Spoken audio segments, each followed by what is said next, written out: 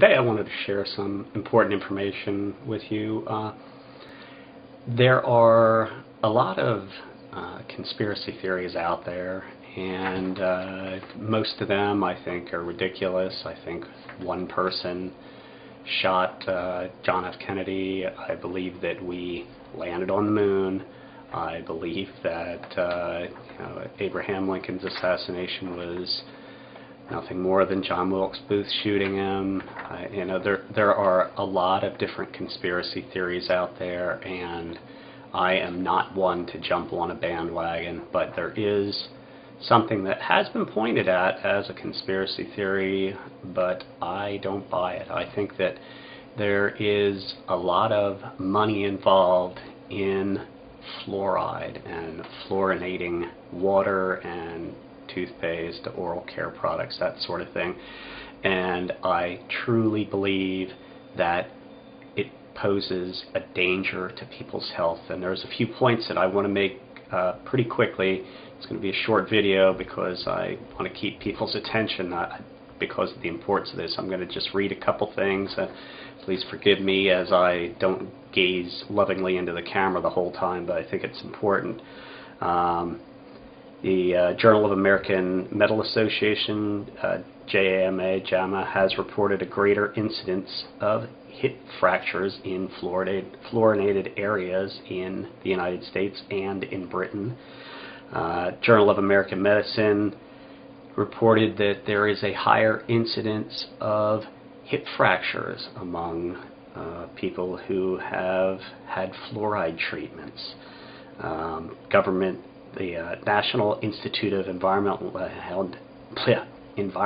and Health Sciences has shown that fluoride causes cancer. People who used to be in favor of fluoridation have definitely changed their mind and decided that fluorine doesn't cause tooth decay. Actually, it can cause teeth to get browner, and that's been known for many, many years. The U.S. Environmental Protection Agency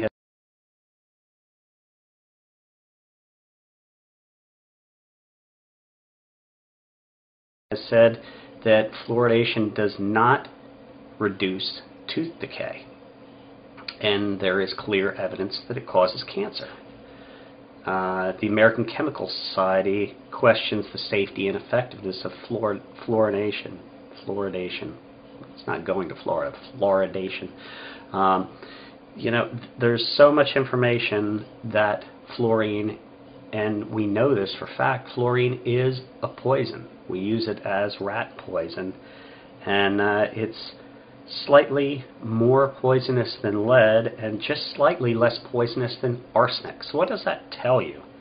I mean, basically, I've started buying toothpaste that does not contain fluorine. I've been doing that for a few years now on the recommendation of Dr. Myron Wentz from USANA, but I don't like taking one person's word for this, so I did a lot of research online, and it just seems like any time you see positive things about fluorine and fluoridation of water, it's from people who are making a profit from it.